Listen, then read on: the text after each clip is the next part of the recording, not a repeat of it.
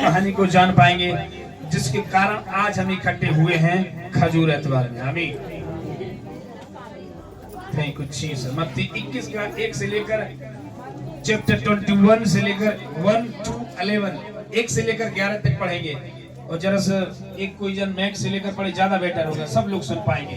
वचन सुनेंगे, उनके जीवन में परमेश्वर ब्लेस करेगा। हाँ जी, एक जन ले ले मैक और फटाफट हिंदी पढ़ने वाला पढ़ेगा। हालेलुया। यस पढ़िए। सब लोग तैयार हैं? Yes okay yes. जब वे यरूशलेम के निकट पहुँचे और यरूशलेम के निकट पहुंचे, जैतून पहाड़ पर ढगे के पास आए, हाँ, तो यीशु ने 2 चेलों को यह कहकर भेजा, तो चेलों को ये कहकर भेजा, सामने के गांव में जाओ। सामने से गांव कर जाओ। वहाँ पहुँचते ही वहाँ पहुंचते ही बधी हुई और हाँ उसके साथ बच्चा तुम्हें मिलेगा। ओके, उन्हें खोलकर मेरे पास ले आओ। उन्हें खोलकर मेरे पास लाओ। यदि तुमसे कोई कुछ कहे तो यस कहना कि हाँ प्रभु को इसकी प्रयोजन है। आमीन। यहाँ पर रुकिएगा। हालेलुया। प्रभु यीशु मसीह ने 2 चेलों को भेजा। किसी घर में गधा बंधा हुआ तो बोला जाओ, उस किनारे गधा बंधा हुआ है, भैंसी बंधी थी, ऊंट भी बंधे थे, हाथी भी थे उस जमाने में, लेकिन गधे को क्यों लाया? वो किनारे गधा बंधा हुआ, सबसे किनारे बंधा हुआ, सारे जानवर घर के किनारे, सारे जानवर घर के नजदीक, सारे जानवर गौशाले में, सारे जानवर अच्छे घरों में, लेकिन गधा घर से निकाल के एकदम बाहर में है। बोला उसको खोल कर ला। कोई पूछे तो बोलना इसका प्रयोजन है। तो लोग पूछने लगे प्रभु गधे को क्या करेंगे, इसका मतलब क्या? ये तो गधा है। कई बार लोग आदमी को बोल देते हैं गधा है क्या, ये गधा है का समझ नहीं रहा। कई माँ बाप बच्चे को भी गधे बोलते हैं, जबकि ऐसा नहीं बोलना चाहिए। हालेलुया।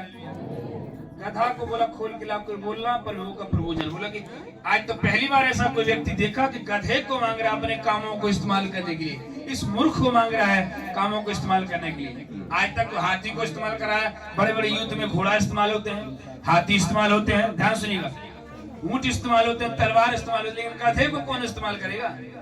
जिसका नाटा छोटा है, बंधा रहता है, खाने से मतलब रखता है और उसका बोझ ढोने से मतलब है, इसीलिए उसका नाम गधा है। गधे की तरह चलते रहते हैं, गधे की तरह बोझ ढोते रहते हैं। लेकिन परमेश्वर को उसको लेकर आ, उसी से मेरा काम है। आज उस गधे को दुनिया में छा देना है, आज उस गधे को दुनिया में नाम कर देना है। जिस गधे का नाम गांव वाले नहीं लेते, पड़ोसी नहीं लेते, घर वाले नहीं लेते, जिसके घर में है होगा गधा, खिला दो नहीं तो पड़ा रहेगा, बोलता रहेगा अपने आवाज में, ही फोन पर बोलता है ना। बोला नहीं, उसको लेकर आओ। आज उस गधे को वो इस्तेमाल करूंगा। आज लोग भी कहेंगे वाकई में आज गधा नहीं है, आज परमेश्वर का जन्म हो गया। आमीन। हालेलुया। आगे बढ़िए। तब वह तुरंत उन्हें तुरंत भेज देगा। ओके, यह इसलिए हुआ जो वचन भविष्यवक्ता के द्वारा कहा, भविष्यवक्ता के द्वारा ये ऐसा यिर्मयाह हिजकिय्याह भविष्यवक्ता ने भविष्यवाणी की थी, एक राजा गधे में सवार आएगा।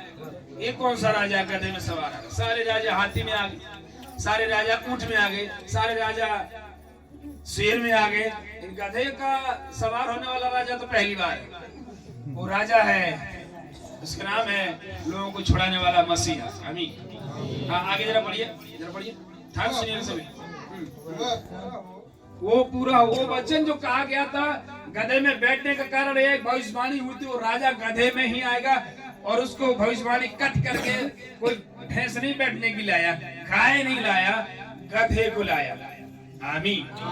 नहीं लोग वाक्य नहीं, प्रभु आया बहुत दिनों में, गधे के लाना, वो हाथी को लाना, वो अमीर खरीद के लाने, घोड़ा को लाना, असील घोड़ा लाए हैं, बड़ा मस्त है। बोला नहीं, जो भविष्यवाणी है वो पूरी हो कि गधे में बैठकर वो राजा आएगा। गधे को तुझ जानने वाले लोग, गधे को तुझ जानने वाला नगर शहर, आज जब राजा उस गधे के ऊपर बैठेगा, आज वो गधा भी उसकी इज्जत से, उसकी बरकत से माला माल होगा। आमीन। हालेलुया। भविष्यवाणी हुई।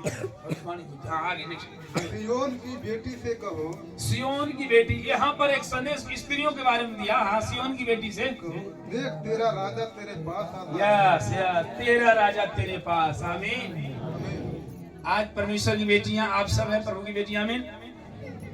आपका राजा आप प्रभु यीशु मसीह, आपका राजा कोई और नहीं। आमीन। सिय्योन की बेटी मतलब स्वर्ग में जाने वाली बेटी, स्वर्ग के लिए तैयार